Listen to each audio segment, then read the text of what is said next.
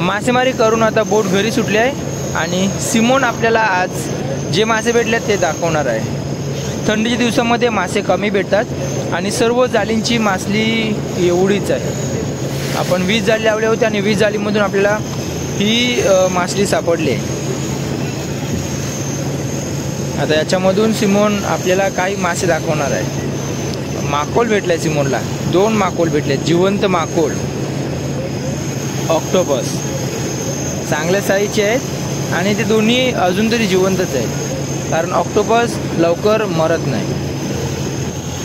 Octopus हा खाल्ला जातो आणि याची टेस्ट सुद्धा चांगली आहे। आता जाळीमध्ये 2 ऑक्टोपस भेटल्यात आणि हे दोन्ही ऑक्टोपस सिमोन पुन्हा समुद्रामध्ये सोडणार आहे। मोठ्या साईजचे ऑक्टोपस।